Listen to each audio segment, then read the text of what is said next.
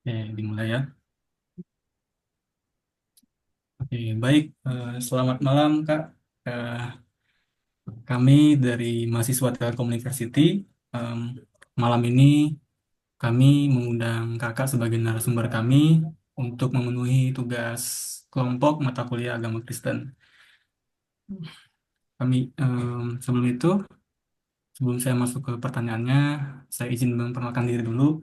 Saya sendiri Bagas Permana, lalu rekan-rekan saya ada Nadia Francisca, Hans Christian, Sabrina Putri, Gerhard, dan satu lagi itu Alfonso mungkin lagi berhalangan hadir. Seperti itu. Baik. Eh, Kami sebelumnya meminta izin untuk mengambil waktu kakak sebentar dan mohon maaf sebelumnya jika mengganggu waktunya. Dan mungkin di sini kami akan mengajukan kurang lebih ada 4 pertanyaan yang dimana topiknya itu mengenai etos kerja Kristen dalam etos kerja Kristen itu dalam mengimplementasikan nilai-nilai Kristen dalam kehidupan sehari-hari. Seperti itu. Oke, kita langsung masuk aja pertanyaan yang pertama. Mungkin bisa dikenalin dulu nama kakak, usia, pekerjaan, dan jabatan saat ini. Oke, teman-teman, perkenalkan diri, nama saya Fransitorus. Usia saya sekarang 26 tahun, 26. Baik. Pekerjaan sebagai eh, marketing officer di perusahaan Mitsui, perusahaan Jepang. Oke, Oh, oke. Baik. itu aja sih perkenalan singkatnya. Oke. Terima kasih Kak Franz. Terus, baik, kita langsung ke pertanyaan kedua nih Kak. Yang Baik. pertanyaan kedua ini, em, bagaimana bagaimana kakak menerapkan etos kerja Kristen di dunia pekerjaan? Contohnya tuh kayak seperti kejujuran, kedisiplinan, tanggung jawab dalam eh, seperti hati yang tulus karena melayani Tuhan. Misalnya tuh kayak dalam pekerjaan kakak bisa menunjukkan etos kerja Kristen dengan kayak selalu jujur, bekerja dengan penuh dedikasi, kayak gitu. Mungkin bisa dijawab Kak. Eh, sh- Sharing aja teman-teman, di etos kerja Kristen ya. Di lingkungan kerja saya kebetulan mayoritas Muslim semua. Saya sih menunjukkan dari kinerja kita aja sebagai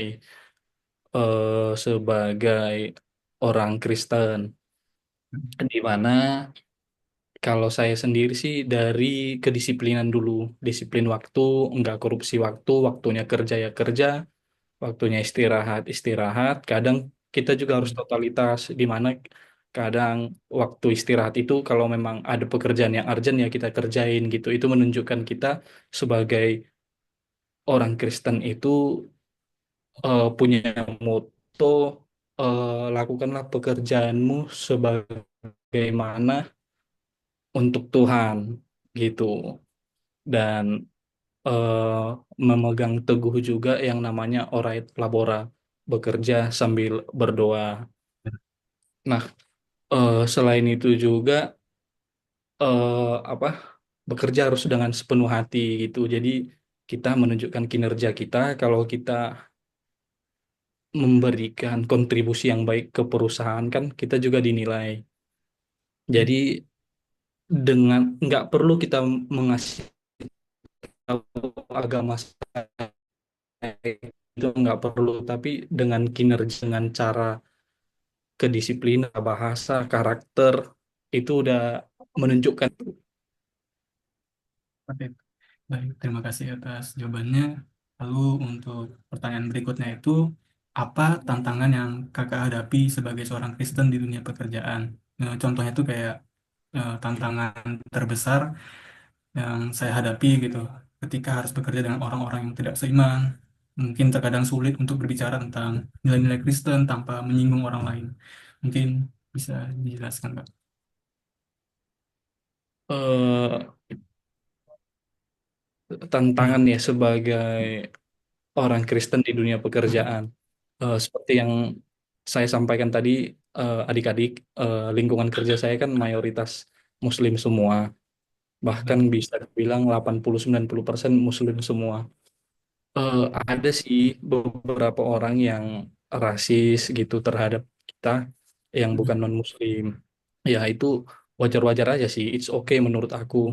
Cuman selama tidak mengganggu pekerjaan kita, aku sih nggak menggubris gitu. Jadi bahkan aku itu pernah ketemu sama partner kerja itu, mitra kerja membahas sebuah proyek karena aku non-Muslim itu di cancel. Nah, Oh, oke. yang hal-hal yang seperti ini bakal sering kita jumpain sih. Mudah-mudahan nggak sering, tapi bakal ada. Cuman harus berlapang dada sih menerima gitu. Jangan karena gagal satu kok gini amat sih jadi non Muslim gitu. Jangan. Nggak. Menurut aku sih itu nggak sewajarnya lah. Karena setelah itu bakal banyak sih hal-hal baik yang kita dapatkan gitu. Jadi semenjak itu kejadian ke saya, ya sedih pasti. Cuman setelah itu aku dapat proyek-proyek yang lebih besar lagi gitu. Jadi tantangan yang aku hadapin sebagai orang Kristen itu di dunia kerja ya rasis tadi lah. Oke. Baik, terima kasih atas jawabannya, Kak. Mungkin ini jawaban untuk mengakhiri yang terakhir ya. Hmm, Pertanyaan terakhir, bagaimana kakak mengelola waktu kerja kakak tanpa mengorbankan waktu ibadah, keluarga, dan istirahat? Mungkin contohnya kayak kakak merencanakan jadwal harian dengan cermat, manajemen waktu, sehingga bisa memiliki waktu untuk beribadah. Eh, Mungkin bisa Waktu dijelasin. kita kuliah juga kan udah ada manajemen waktu ya.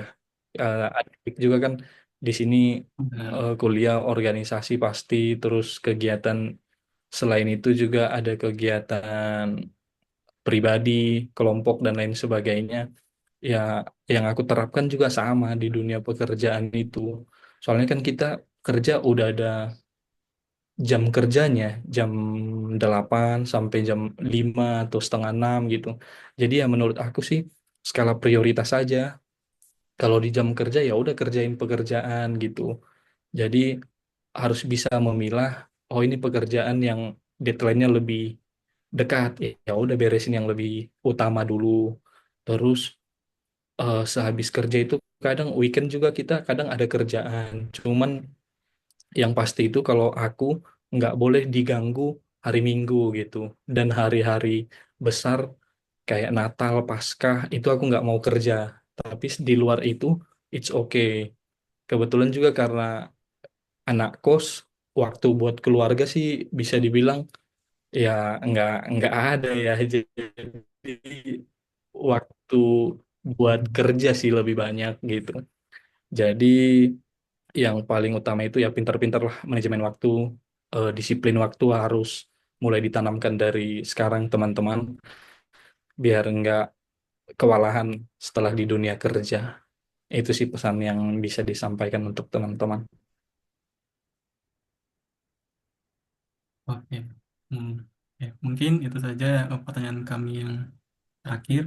Sebelumnya, terima kasih banyak Kak atas jawabannya, sudah berbagi sharing-sharing terkait eh, tema kali ini mengenai etos kerja Kristen dalam lingkungan kita sehari-hari. Kiranya eh, Tuhan Yesus selalu memberkati Kakak dalam usaha, kesehatan, dan keseharian Kakak. Baik, mungkin itu saja dari kami. Terima kasih banyak ya Kak. Kami tutup. Terima kasih. Sama-sama kembali kasih Kasih Kak. sama-sama Tiga. izin live ya. Ya, terima kasih banyak Kak.